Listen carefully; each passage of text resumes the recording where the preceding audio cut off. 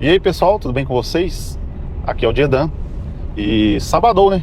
Sabadou é dia da gente fazer aquele giro sobre o que está acontecendo no Brasil e no mundo, para a gente ficar sempre por dentro das bolsas, dos índices e da geopolítica como um todo, né? Rapidamente aqui a gente dá uma passada nas principais notícias, né?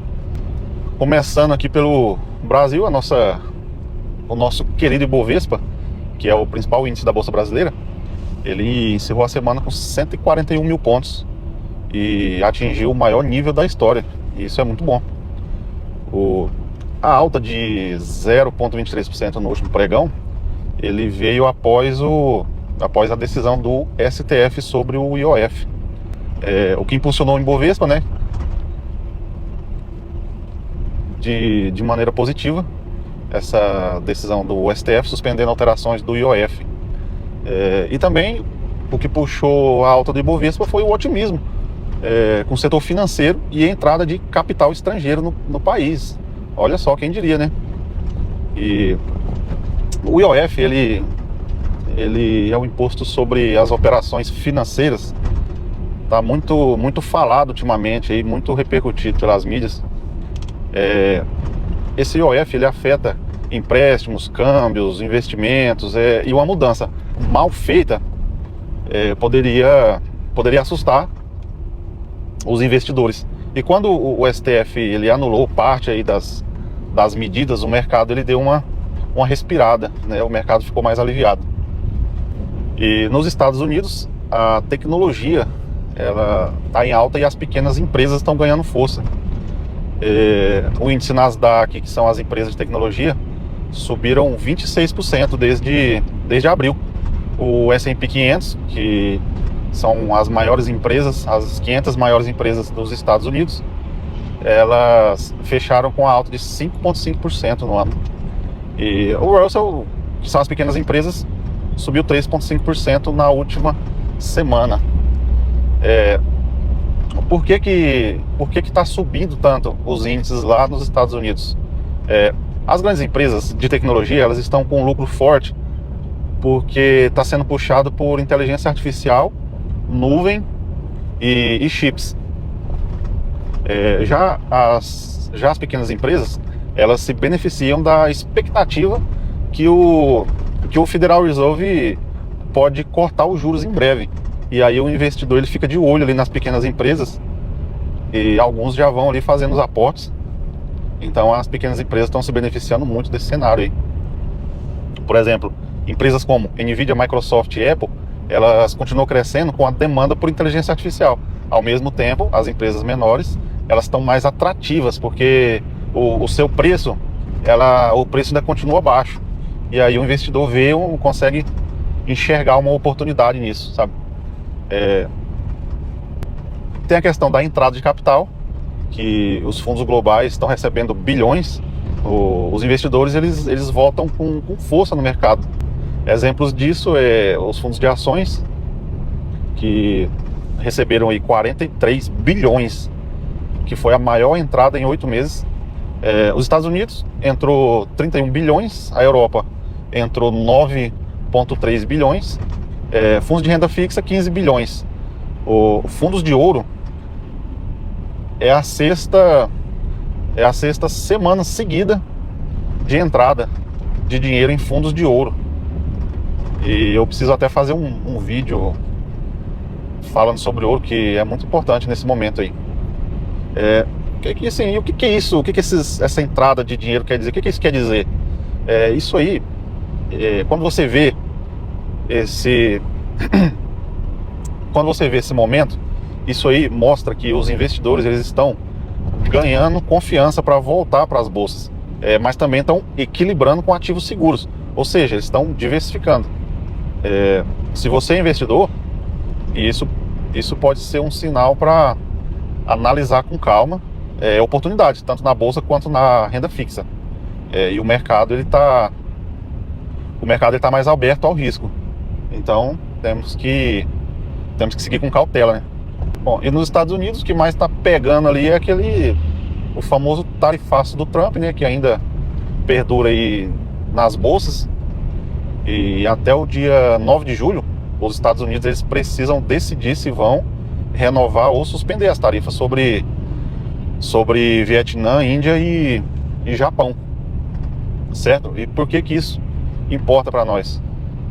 Tarifas mais altas, elas encarecem produtos importados, pressionam a inflação e podem gerar retaliações. E se houver conflito comercial, os mercados podem reagir. Os mercados podem reagir com queda, principalmente empresas com cadeias globais de produção. A China, ela tenta estimular a sua economia. Ela tem enfrentado dificuldades para manter o ritmo de crescimento. O governo está cortando imposto, né, na China. Isso é muito louco, né? Está cortando impostos, liberando crédito e investindo em infraestrutura e tecnologia. Investir em infraestrutura e tecnologia, isso aí a China já vem fazendo há muito tempo, e com louvor, né? Por que que isso é relevante para a gente? O Brasil, ele exporta muito para a China, como minério de ferro e soja, e se a China cresce, o nosso mercado de commodities também ganha fôlego. É uma relação direta. Se a China desacelera, empresas brasileiras ligadas a exportações sofrem. A Europa continua em alerta. A França, ela vive uma crise política que está travando, como é que eu posso dizer? Está travando decisões sobre o orçamento. Isso gera insegurança em toda a Europa, já que a França é a segunda maior economia da zona do euro. E os impactos disso aí para o mercado é que os investidores eles podem fugir de ativos europeus e buscar segurança nos Estados Unidos, no ouro ou até em países emergentes como o Brasil. Mas não é porque pode beneficiar a gente que a gente tem que torcer para o pessoal lá continuar com isso aí, né? E aqui no cenário nacional, o STF, como eu já havia falado ali no início sobre o IOF, o Supremo Tribunal Federal ele suspendeu algumas alterações feitas pelo Congresso sobre o IOF. Isso aí evitou um possível aumento de impostos e manteve a previsibilidade para o investidor, que é o que a gente quer. O que o investidor mais busca é prever o que vai acontecer nas ações, nos ativos, no mercado, para ele poder alocar o dinheiro, né? E como eu disse, né, e a importância disso, o mercado ele gosta de segurança. Quando tem mudança repentina em tributos, o investidor ele sai do país. Simplesmente isso. O STF ele ajudou a manter a estabilidade que contribuiu com a alta do Ibovespa, né? Por incrível que pareça aí, né? O STF ajudando a galera, né? Juros e inflação. A Selic ela deve se manter em 15% até o final do ano. A inflação projetada é de 5,2%.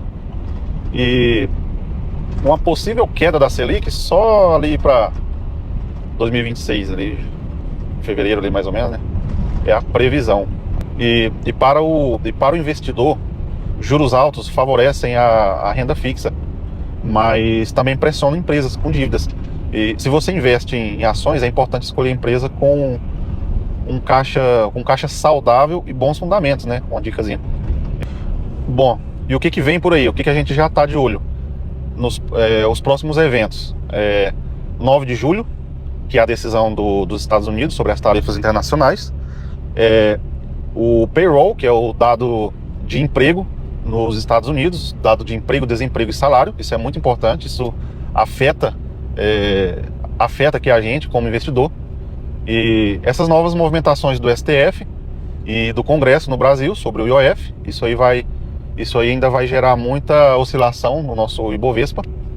E as tensões políticas na França, na Europa como um todo. Eu não vou entrar em detalhes ali da briga entre Israel e Irã. Vai sair vídeo sobre isso aí. E esse é o momento de acompanhar as notícias e revisar seus investimentos, rebalancear a carteira. Essa pode ser uma boa estratégia aí para a carteira se manter estável, né? Para que esses eventos aí não venha prejudicar a carteira. E a nossa carteirinha do canal, ela tá bem defendida contra tudo isso aí. É só você começar a acompanhar os vídeos aí da nossa carteira de investimentos. Bom, e é isso. Esse foi o nosso panorama semanal, um giro bem rápido aí sobre o que está acontecendo.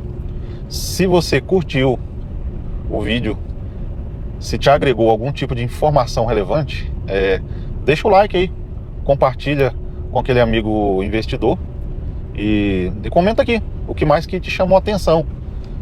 Toda semana, todo sábado eu vou tentar trazer o resumo, assim, de forma simples, direta, para manter atualizado, manter a galera aí atualizado e ajudar você a enxergar ali o panorama nacional e mundial também, né? Das bolsas, dos índices, da geopolítica. E é isso aí. Até semana que vem.